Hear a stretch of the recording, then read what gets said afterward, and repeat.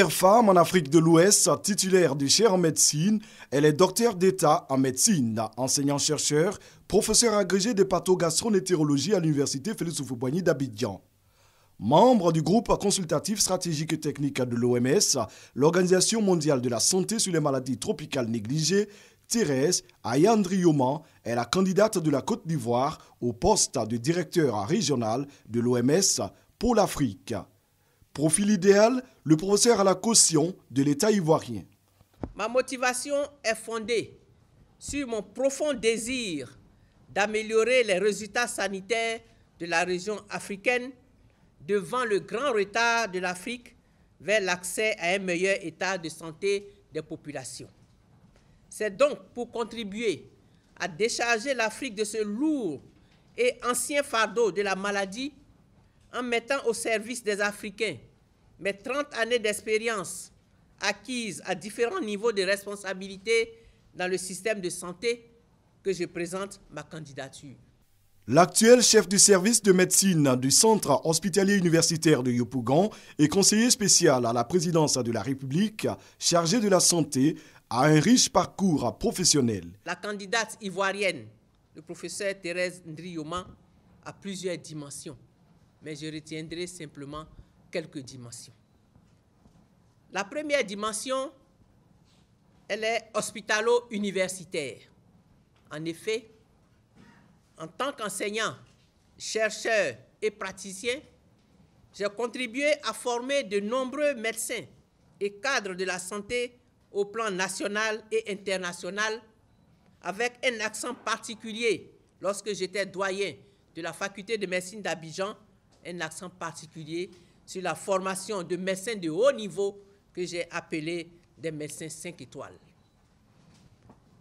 Et par rapport à cette dimension hospitalo-universitaire, j'ai contribué à mettre en place de nombreux réseaux de professionnels de santé et je voudrais citer le réseau africain de lutte contre l'hépatite virale.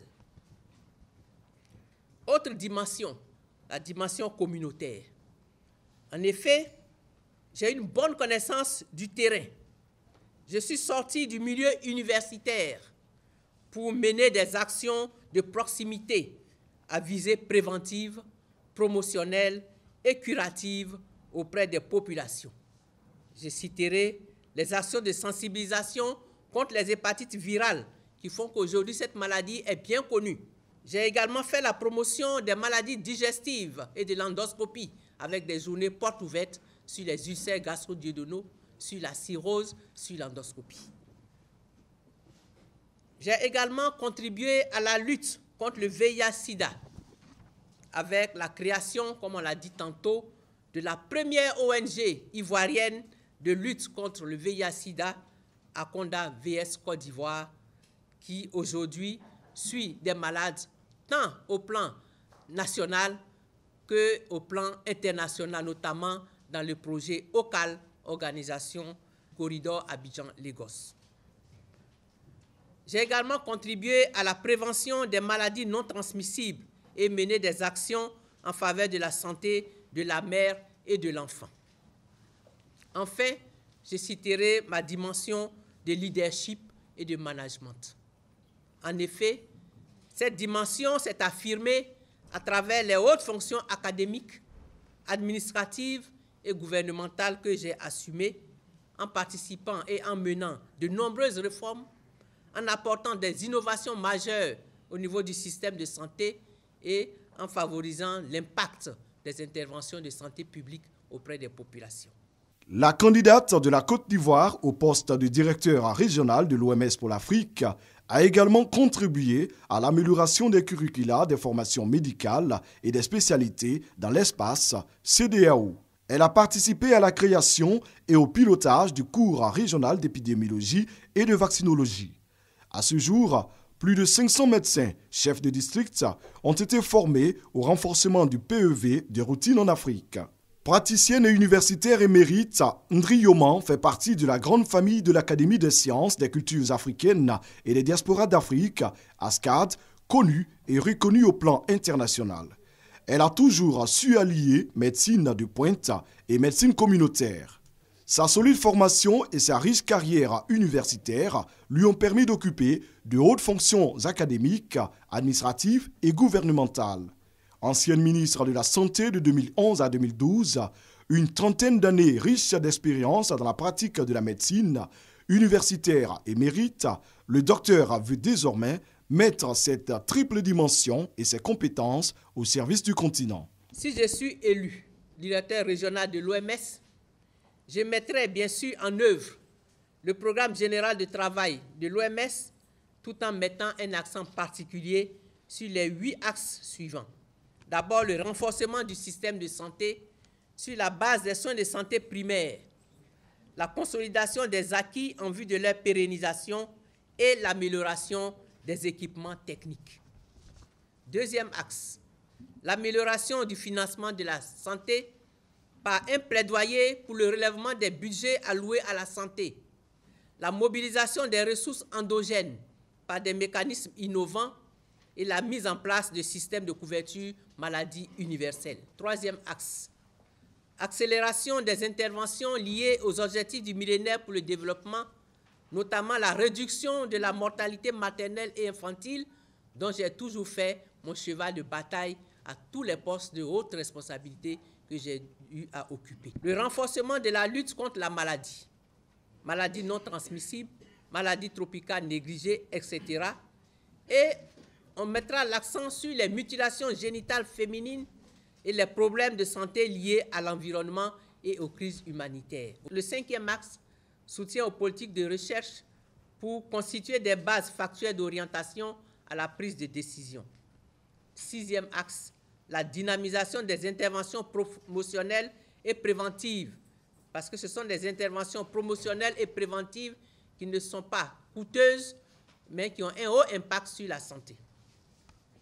Septième axe, la valorisation des ressources humaines par des systèmes de motivation et le renforcement des capacités pour limiter la fuite des cerveaux. Huitième axe, le développement du partenariat et de la multisectorialité en mettant l'accent sur le partenariat public-privé et la création des centres d'excellence régionaux. Sa vision et ses ambitions, elle les a clairement définies face à ses pairs savants et les autorités de son pays, la Côte d'Ivoire. Devant ces barrières, ma vision est une région africaine libérée des barrières en vue d'une accessibilité à des soins de qualité pour tous dans un esprit d'équité et de solidarité.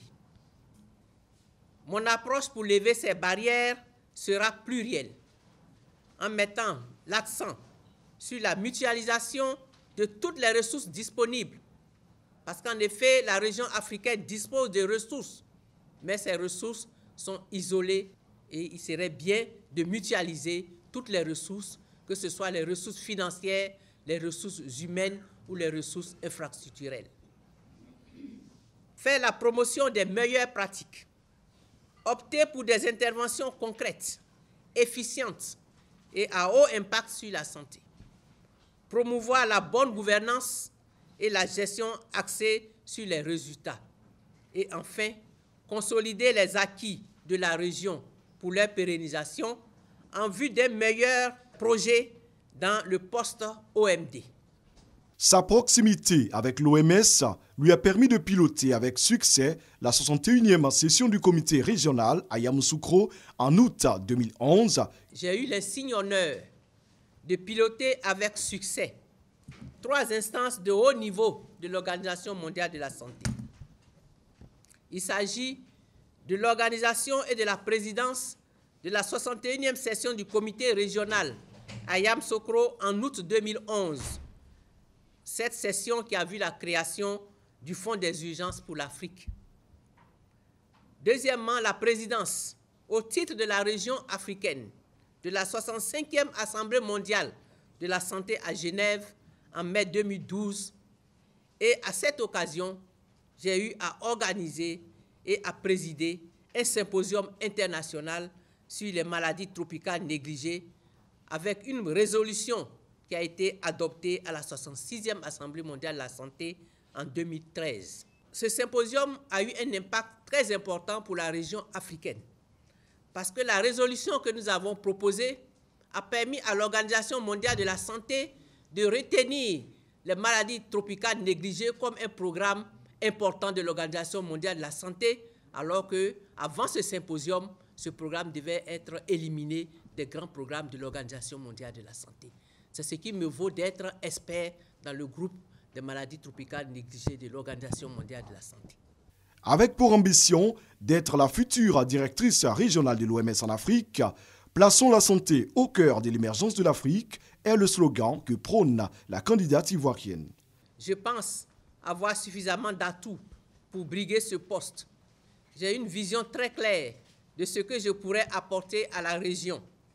Si les États membres m'accordent leur confiance et si je suis élu, je m'engage à assurer avec détermination un leadership constructif, pragmatique et novateur, capable de remodeler le visage sanitaire de l'Afrique. Le docteur Thérèse Ndriyoman, tout au long de son parcours professionnel, le professeur a fait preuve de rigueur dans le travail, d'esprit d'équipe, a démontré ses capacités à travailler dans des situations complexes et de crise.